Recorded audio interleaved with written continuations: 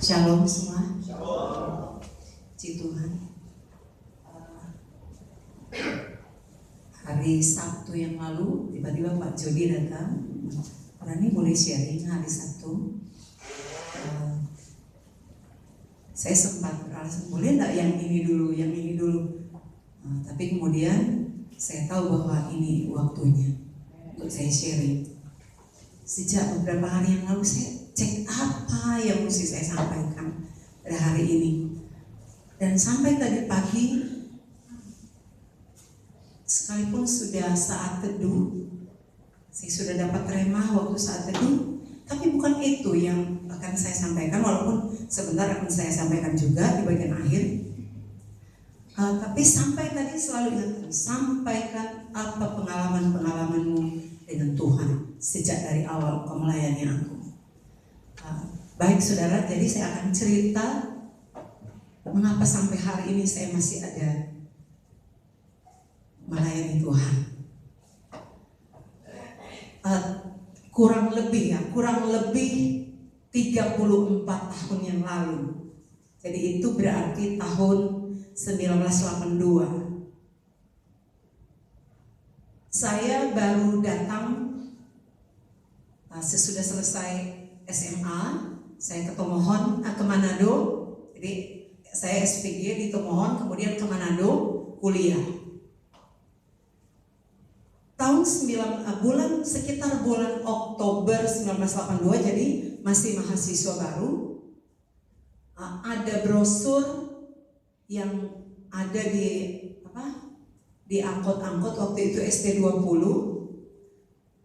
Ada brosur, ada kebaktian kebangunan rohani, dan di situ dituliskan yang lumpuh berjalan, yang buta melihat, yang bisu berbicara. Nah, saya ini dari desa. Saya tidak tahu, dan selama ini saya sering baca itu, saya sering dengar ada semacam traktat-traktat seperti itu. Tapi saya pikir, aduh luar biasa sekali kalau ini terjadi. Maka pas di Manado ada KKR. Waktu itu saya ingat sekali, yang jadi worship leader adalah Pak Ade Manahutu dan Yonas Suisa. Dan yang bagikan firman adalah Pak Yakob Nahuai. Kemudian kami rame-rame di tempat kos, mari jotorang pigi. Ini Gemim semua dan dari kampung. Nah, saudara-saudara tahu kalau Gemim dari kampung itu fanatiknya luar biasa. Aduh, kalau pangkatan itu orang rasa itu sesat. Tapi kemudian kami pergi. Nah, karena yang worship leader itu Ade Manahutu, dan kami sudah dengar-dengar, apalagi dia bekas penyanyi sekuler. Jadi kami kenal, kemudian dia putar haluan dan masuk di pelayanan. Waktu itu dia menyanyi bilurnya. Jadi waktu itu mulai top itu lagu itu. Kemudian ada mari kita waktu itu baru mulai lagu-lagu seperti itu. Saya hadir malam pertama. Kemudian mau tunggu itu yang sampai di mujizat. Ya, lama sekali. Tapi kan karena Pak Yakob Nahuai khotbah, memang waktu itu belum terlalu lucu-lucu sih dia, belum seperti sekarang. Jadi dia khotbah, terutama tuh Yesaya itu sekalipun dosa memerah seperti kermisi dan seterusnya. Nah, saya pribadi tidak merasa bahwa ada dosa yang begitu besar, karena saya taat pada orang tua. Kami selalu dengar-dengaran pada orang tua. Di sekolah juga tidak melakukan pelanggaran. Pokoknya rasanya orang kan anak-anak manis begitu. Jadi enggak merasa bahwa kita pedosa enggak merah seperti kermisi. Kira-kira begitu. Nah, tapi kemudian saya tahu itu setelah beberapa lama kemudian saya tahu bahwa itu Roh Kudus. Tiba-tiba Roh Kudus katakan bahwa harus ambil bagian. Waktu altar call, teman-teman saya maju, saya tidak mau maju. Iman saya berkata bahwa tidak maju sekalipun, tetap Tuhan ada di sini. Itu yang ada di pikiran saya. Maka saya tidak maju, tapi saya ucapkan apa yang diucapkan untuk terima Yesus. Nah, pas kesaksian waktu itu, pas altar call yang sakit-sakit, ya ada banyak kesembuhan. Saya lihat, tapi di mata saya Enggak terlalu, enggak ada, soalnya ada yang bisu, tidak sempat. Saya waktu itu berpikir berarti siapa saja yang sakit hadir pasti sembuh. Tapi bukan itu, tapi kemudian seterusnya hari kedua saya hadir, waktu itu 3 orang, hari ketiga saya hadir. Dan seterusnya kami hadir. Nah, sesudah itu kan diam. Tapi waktu itu ternyata kami kan menulis semacam formulir. Di formulir itu kan ada nama dan ada alamat rumah. Nah, ternyata beberapa orang di antara kami yang satu tempat kos memasukkan brosur itu. Tiba-tiba datang satu cowok yang orang paling enteng sekali, jujur saja. Orang paling pertama, bagaimana di mata kata orang. Orang kata mahasiswa. Dia siapa dia begitu dia. Tiba-tiba dia mulai Moni kan ada hadir waktu di KKR. Orang paling enteng sekali karena pertama perawakannya yang menurut orang pemata, nyak level sekali dan begitu dan orang. Begitu dan Tommy begitu. Tapi dia datang, tapi waktu dia mulai bicara, beberapa kami yang ada di tempat kos itu diam dan dengar. Kami iyo. Tiba-tiba, dia bilang, minggu depan mau datang lagi. Tuhan setahaga semua ini. Karena kebetulan yang tuan rumah juga, yang anaknya yang sudah menikah hadir satu malam. Maka dia juga menerima. Akhirnya seterusnya kami dilayani, di follow up oleh panitia yang Asia ya kira-kira itu ya. Jadi mereka follow up dan yang datang itu anak-anak muda, anak-anak SMP dan SMA. Kecuali yang datang pertama itu, dia kayaknya enggak sekolah lagi, cuma tahu membaca. Tapi enggak mahir-mahir sekali sih membaca. Kami tahu karena kemudian kami lihat waktu dia baca Alkitab, baca pelan-pelan sekali. Orang terus tahu pasti cuma SD ini. Dan betul saudara, dia cuma SD. Tapi betul-betul karena Tuhan hadir dalam hidupnya, dia permalukan kami. Lewat firman, kami semua tertemplak waktu itu. Seterusnya datang, minggu berikutnya ada yang datang, sudah ada waktu itu kan yang datang pertama itu cowok. Datang berikutnya dia sudah antar, ada tim yang lain, anak-anak muda masih SMA dan SMP. Kemudian kami sudah duduk seperti mokul. Waktu itu kemudian mereka sampaikan, tapi ada satu wanita yang datang sekarang dia, jadi dia adik kelas karena waktu itu dia mungkin masih kelas 1 SMA. Waktu itu kami kan belum tahu itu penyembahan bahasa roh. Tapi mereka berani saudara, mereka militan, ini digemim semua, tapi mereka masuk. Tapi kami kan baca Alkitab, jadi kami tahu itu bahasa roh. Nah, yang membuat kami hancur hati dan kemudian begitu hati kami terbangun sehingga ingin melayani Tuhan adalah ketika satu di antara mereka menyampaikan mazmur. Waktu dia bermazmur, itu suaranya indah sekali. Mungkin ada yang tahu karena dia ada di Betani sekarang, yang melayani Ibu Emi Wokana. Dia bermazmur dan begitu membangun kami, sehingga kami merasa bahwa surga turun di tempat itu pada waktu itu. Sehingga seterusnya kami penasaran, kalau mau ada ibadah lain, kami akan hadir lagi. Maka mulailah mereka mengajak kami bergabung di chapter-chapter. Jadi kemudian kami mulai aktif.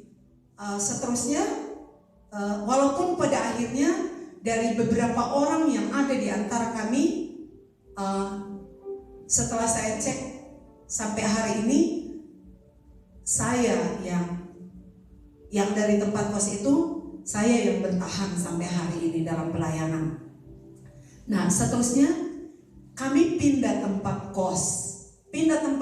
Di situ ada penatua. Maka terbatas sekali, tidak bisa ibadah di situ. Tapi karena kami pikir akhirnya kan masih ada jatuh bangunnya saudara. Kami pindah tempat kos, tidak bisa kan ibadah di situ. Tapi di depan rumah kami, kos itu Katolik, ada ibadah itu. Maka kami datang. Tidak kebetulan, tidak kami tahu bahwa di depan itu ada. Nah, tapi yang saya mau cerita begini, waktu kami lihat ada bahasa roh, ada mazmur, maka saya pribadi muncul, saya ingin mengalaminya secara pribadi. Itu sekitar 83-84. Suatu sore, kami kan kos, jadi kos tidak seperti anak-anak kos sekarang, bagus-bagus tempat kos. Kamar saya itu ada tempat tidurnya 2, jadi 2 lantai. Jadi saya di atas, teman saya di bawah. Kemudian waktu itu Sabtu sore, saya kemudian ada kerinduan karena beberapa kali ibadah, tapi ada yang hilang rasanya. Tapi kemudian saya ingat, ingin mendengar kembali suara mazmur itu. Kemudian saya naik tempat tidur, kemudian pelan-pelan saya minta, Tuhan, saya ingin mengalami Engkau. Saya naik di tempat tidur sambil berbaring, jadi tidak duduk, sambil berbaring, saya mulai menyanyikan sesuatu. Jadi karena saya tahu tidak layak di bahasa roh, saya mulai menaikkan mazmur. Yesus, Engkau baik, Engkau Allah yang ajaib. Jadi saya mulai naik. Tiba-tiba saya tahu itu Roh Kudus mulai mencengkam seluruh. Tiba-tiba waktu itu, sekalipun belum dalam bahasa roh, tiba-tiba saya sudah nangis dan memang pintu kamar saya kunci karena teman yang satu lagi kuliah. Saya nangis di atas tempat tidur. Saya tahu itu Tuhan menyatakan kehadirannya. Mazmur saya tidak berhenti, terus menerus. Kemudian di seterusnya itu, di saat saya bermazmur, saya pelan-pelan mulai berbahasa roh. Ini pengalaman saya. Saya pelan-pelan mulai berbahasa roh. Dan pada waktu pengalaman itu tidak seperti teman-teman yang lain langsung getar-getar. Saya tenang-tenang saja.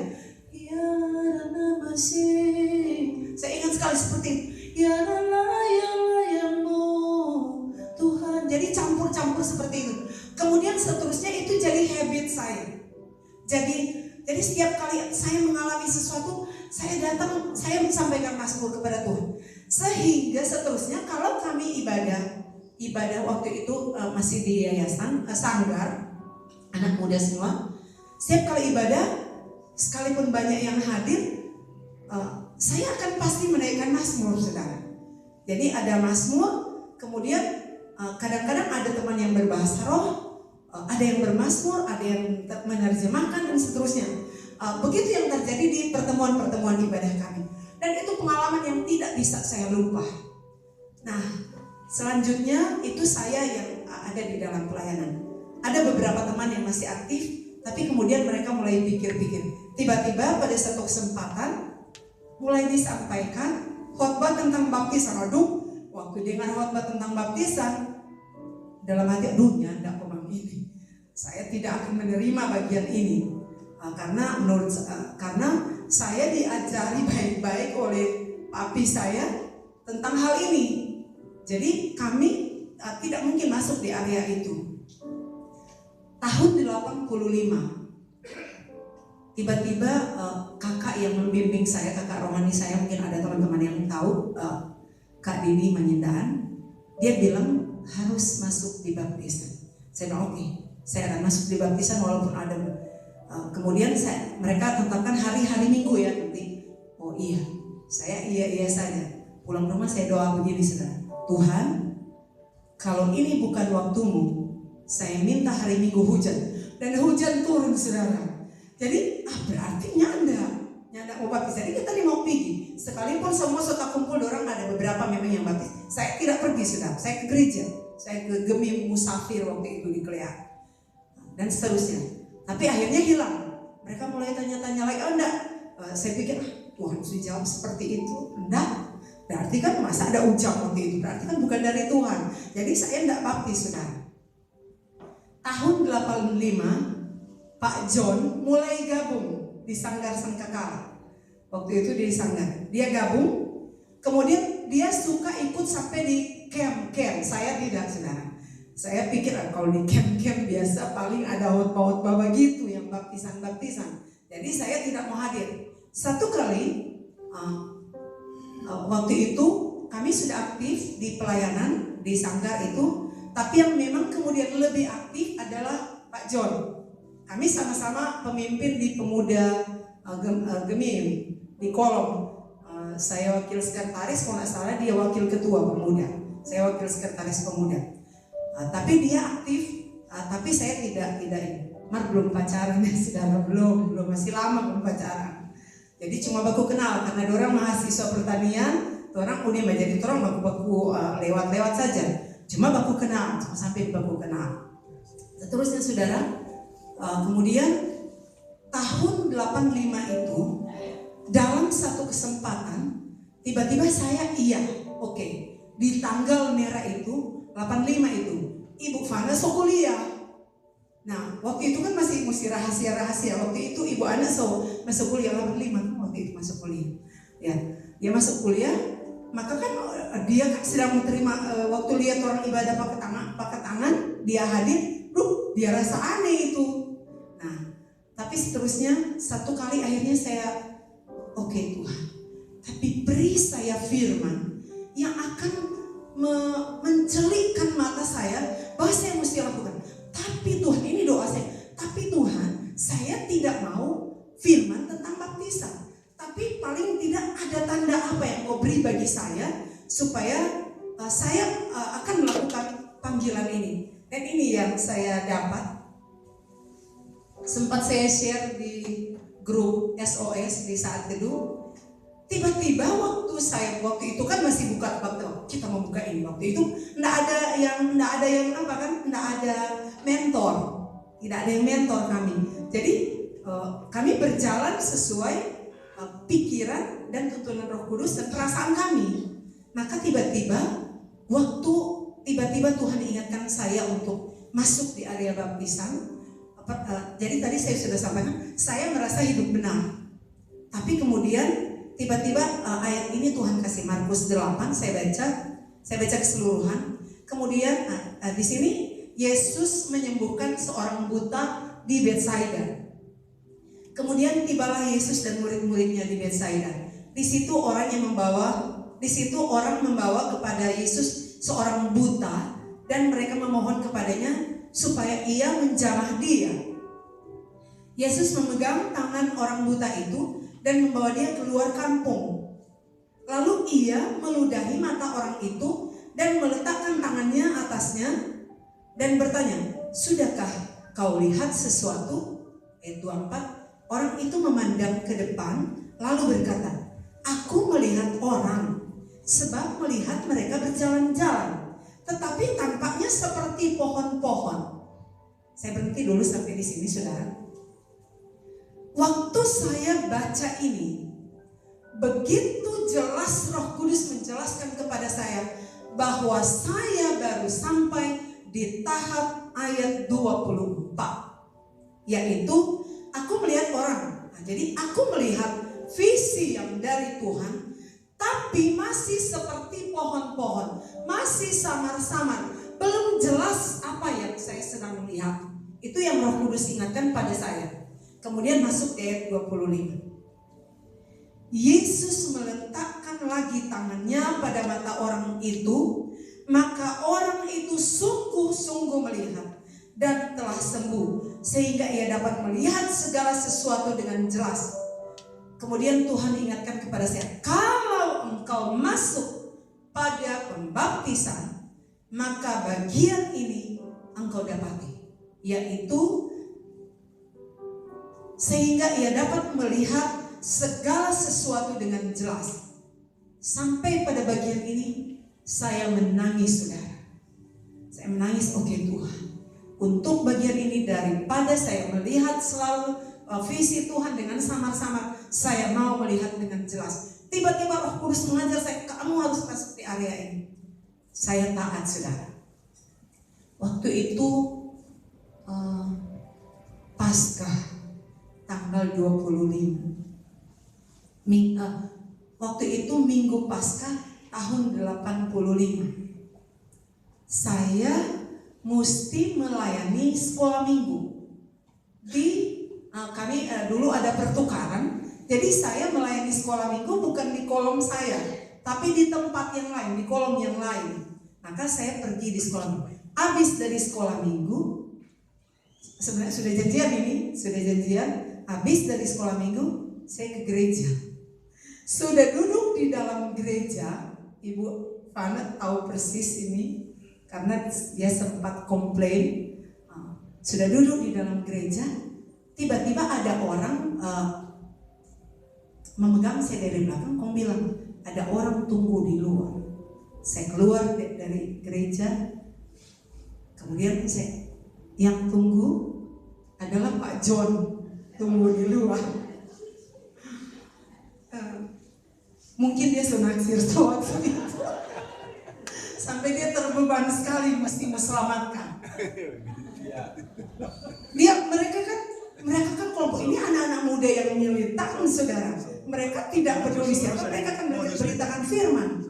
Pak John, ya ampun, sampai begini namanya. Ya ampun, berarti kita semua mesti pergi. Maka karena setahu ini firman, kan takut, saudara, daripada mau melihat selalu samar-samar, tidak bisa melihat visi Tuhan dengan jelas. Maka saya ambil Alkitab saya keluar. Saya ke rumah, tempat kos saya. Kemudian saya ambil diam-diam. Ada Ibu Fana waktu itu. Kami sudah kamar yang sama. Saya isi kaos dan keperluan yang lain tanpa dia tahu. Saya keluar dari itu. Kemudian saya bilang, tunggu, kita mau ada pelayanan. Itu waktu itu. Pas pulang kan baju berbeda. Jadi pas pergi sudah ditunggu waktu itu orang. Jadi satu Kak Didi, ada satu YWM, anak dari YWM. Saya lupa sih namanya, mungkin Pak Baratas tuh kenal yang di Tanjung Batu. Mereka baptis, ada 2 orang. Jadi saya dan ada teman saya di Pantai Bahu. Jadi tidak sebanyak sekarang di hotel. Kalau Tuhan di Pantai Bahu, banyak sekali orang dah bertamasya. Aduh, kita bilang, ya Tuhan, banyak sekali orang. Ini urusan dengan Tuhan, saudara. Tidak seperti sekarang. Sepertinya Medan ini agak gampang. Kalau yang sekarang, kalau ini waktu Torang itu Medan berat, itu yang Torang mau tempuh. Oke. Pas lihat yang salah satu bertamasya, itu ponakan dari tuan rumah kami. Jadi dia lihat, tapi ya sudah, saya lakukan. Dan saya bersyukur waktu itu lolos. Pulang rumah, Ibu ada sempat nyak salah mana? Waktu itu nyak salah mana? Saya cuma diam-diam saja. Dan seterusnya, saya dan dia melewati. Kemudian akhirnya juga dia baptis. Dan seterusnya. Kemudian ada bagian-bagian tertentu heboh satu kampung.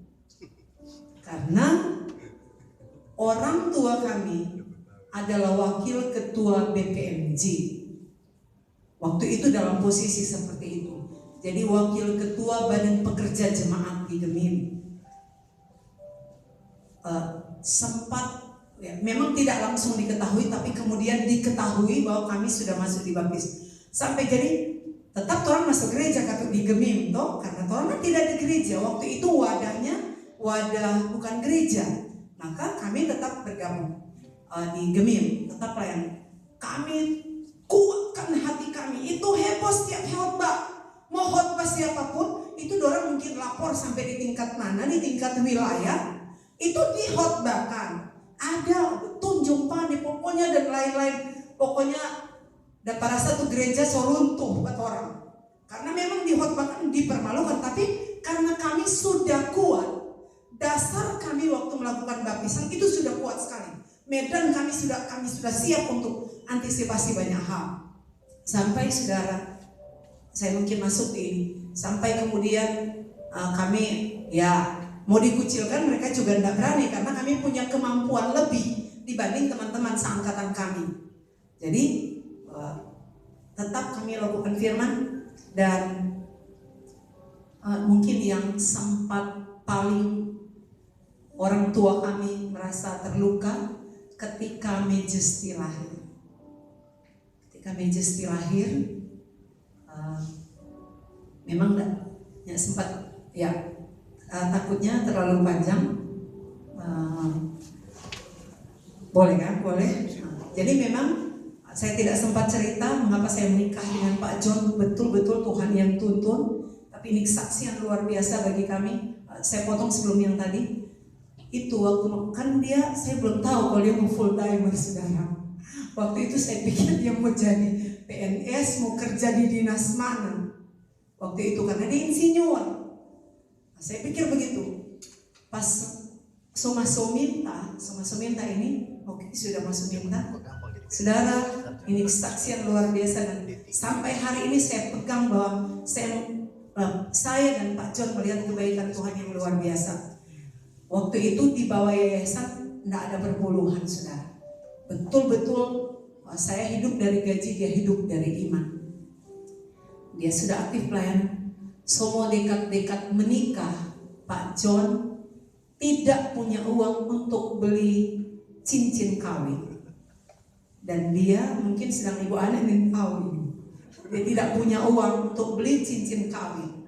Kami doa puasa, belum ada aja doa puasa 2 hari, 3 hari, itu tong lakukan. Tidak ada uang untuk beli cincin. Tapi karena saya waktu itu sudah mau masuk di sudah CPNS, jadi terima apa kan ini? Terima rapel. Maka karena saya tahu dia melayani Tuhan, perpuluhan saya kan belum menikah, saudara. Saya berikan kepadanya untuk beli cincin, saudara. Ini luar. Kita stop berani bilang karena Pak John tidak ada. Jadi saudara, ini karena dia meminta pada orang tua, malu, saudara. Karena dia tidak berani melakukan itu. Maka jadi memang dari masih muda kita PHT memang suka kasih tabah karena mau kawin buat ada full time. Aduh, saudara. Tapi seiring berjalannya waktu kami menikah, semua kami tahu Tuhan yang sediakan. Itu bayangkan mami dan papi saya rela, tanya Pak Ibu Ana, itu seluruh pesta utama itu 85% itu mami dan papi yang tanggulangi semua. Tanpa berpikir, bagi dorang yang penting Rani semua kawin, bagi itu dorang bebas pikir. Karena suatu padahal belum baru 25 tahun. 25 tahun orang bilang seorang koinana begitu itu. Semua tapi mami dan papi seangkatan so ada cucu. Kurang dorang tuh belum. Jadi sesuai pertolongan Tuhan menggerakkan hati mami dan papi dan seterusnya. Yang kemudian jadi problem sekali ketika Majesty lahir. Mereka datang berkali-kali bermohon kepada saya, mohon Majesty mesti baptis percik. Saya bujuk Pak John, Pak, anggap jo serahkan. Torang jo bikin sampai yang seluruhnya orang tua yang tanggulangi untuk dana dan seterusnya. Itu dorang tahu sampai dapat bilang begitu. Bahkan orang sebab pikir, aduh, apa gunanya memiliki isi dunia ini, orang so tahu firman. Kemudian itu kalau saya ingat ini, tapi ini kebaikan Tuhan yang kami lihat karena sampai hari ini mami dan papi kami masih sangat mendukung kami. Kami tetap memutuskan untuk tidak melakukan hal itu. Kan itu jadi bahan pembicaraan satu kampung. Jadi pembicaraan di tingkat gemim seluruh. Karena ternyata anak kami juga kan tidak kami baptis percik. Nah, seterusnya jadi orang tahu orang tua berdoa, tapi kami tahu memang doa kami juga itu luar biasa, saudara. Kami melewati medan ini tidak mudah, saudara, melewati bagian ini. Bagi kami ini, terutama saya, ini adalah mau menyayangi Tuhan atau menyayangi orang tua. Maka kami memilih mengasihi Tuhan. Ini bagian dari korban perasaan, korban hati kami. Tapi kami sudah memilih Tuhan yang harus kami sembah. Karena ini bagian terpenting dalam kita mengambil keputusan. Seterusnya setiap kali ada orang mau ajak kami mau jadi apa? Saksi baptisan kami tidak satupun yang kami terima, saudara. Karena waktu itu kami belum ada gereja, kami kan di bawah yayasan. Tapi puji Tuhan sampai hari ini, kemudian waktu Ibu Ana juga sempat ditawari dan seterusnya. Tapi yang kami belajar dari orang tua kami, sampai hari ini, kasih mereka kepada kami itu luar biasa. Jadi saudara, kalau saudara lihat kami punya tanah untuk bangun rumah, itu pemberian dari orang tua kami. Jadi mereka begitu mengasihi kami. Tapi ketika di masa tua mereka ini, kami belajar. Kami sungguh-sungguh belajar dari kebaikan mereka dan membalas kebaikan orang tua kami. Tahun lalu, papi masuk rumah sakit. Dan sempat agak berat waktu terjadi itu di rumah. Ini kesaksian kami yang luar biasa. Waktu papi dapatnya memang so sekarat ini karena so menggigil terus. Saya takut terjadi sesuatu. Tapi kita bilang begini di rumah, tapi boleh buka makan? Boleh. Kemudian saya ajak papi terima Yesus. Saya ajak papi terima Yesus sungguh-sungguh sambil papi mengucapkan apa terima Yesus. Papi saya menangis. Pokoknya dia menangis sekali karena dia tahu bahwa dia pikir jangan-jangan sesudah ini dia pulang kepada Tuhan. Tapi kemudian saya bawa dan seterusnya. Akhirnya dia kuat lagi. Dan waktu di rumah sakit, waktu diketahui bahwa apa itu ada batu di empedu, itu papi sudah menangis. Karena dia tahu resikonya, saudara. Dia tahu resiko itu. Kemudian waktu saya dan Ibu Fana di rumah sakit, kami minta papi kami ajak untuk angkat tangan. Dia boleh duduk. Kami ajak angkat tangan. Kami berdoa sungguh-sungguh bertiga, saudara. Saya, Ibu Fana dan papi saya. Kami berdoa sungguh-sungguh minta kemurahan Tuhan. Tiba-tiba saya deklarasikan kami minta empedu yang baru dalam nama Yesus dan seterusnya kami berdoa. Tiba-tiba Tuhan ingatkan saya, beritahu pada papi bahwa papi tidak akan pulang karena sakit ini. Tapi tidak akan. Sesudah selesai kami berdoa, saya sampaikan kepada papi bahwa penyakit ini tidak akan membawa papi pulang kepada Tuhan dan seterusnya. Dan papi bersuka cita, saudara. Tiba-tiba dia kuat dan seterusnya waktu ini sampai hari ini. Mungkin ketika papi saya lihat bahwa kebaikan Tuhan dia nikmati, akhirnya papi cinta kepada Tuhan itu dia itu baca Alkitab bisa satu hari satu kitab. Jadi bayangkan waktu mau masuk rumah sakit itu berapa kali? 8 ya waktu itu. Waktu masuk rumah sakit itu sudah 8 kali. Jadi waktu papi dengan khotbah Pak Beni baca Alkitab 10 pasal, papi lakukan. Jadi papi kami lakukan. Kemudian waktu itu papi bilang begini, papi berdoa kalau boleh Tuhan, karena waktu itu agak parah waktu itu saya. Kalau boleh Tuhan 10 kali papi baca, kemudian papi pulang. Nah, kami bukan begitu toh. Papi sudah berdoa begitu sekarang. Papi sudah berdoa. Papi minta mulia anak cucu berhasil. Saudara, sampai hari ini kalau saya masih ada bolong-bolongnya, tapi papi saya tidak ada bolong-bolongnya baca Alkitab. Saya tidak sempat tanya seberapa kali, yang pasti mungkin sudah sekitar 12 kali mungkin itu papi saya baca. Jadi kemudian kami tahu bahwa kemudian papi memiliki hubungan yang intim dengan Tuhan. Kemudian satu kesaksian lagi untuk mami saya. Tiba-tiba saya gelisah sekali di rumah, mesti pulang. Akhirnya pas Ibu Ana ajak pulang, karena ada yang saya ingat tentang dosa yang pernah mami saya lakukan. Saya pulang, saya tanya, itu tahun ini ya? Tahun ini itu ya, sekitar bulan Februari itu. Saya lupa itu. Saya dan ibu anak pulang rumah, saya tanya, Mami, kita ingat waktu di Telling, karena waktu itu saya sudah SMP. Saya sih tidak tahu apa yang mereka lakukan. Tapi kemudian saya pulang, saya tanya, waktu itu Mami tidak aborsi? Mami saya kaget sekali waktu saya tanya itu. Saya ingatkan tentang dosa itu untuk minta ampun kepada Tuhan.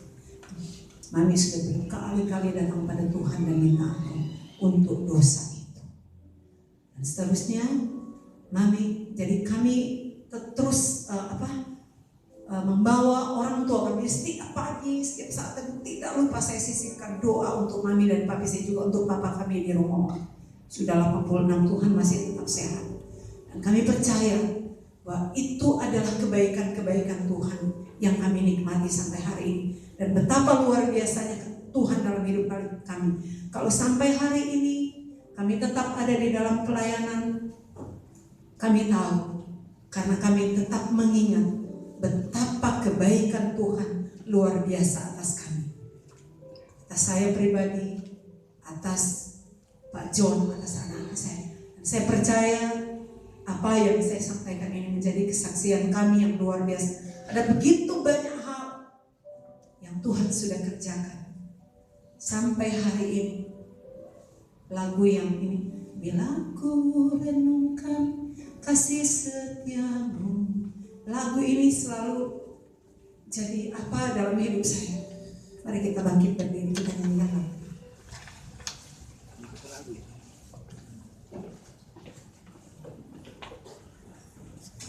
Mungkin Jerry ini karena suara saya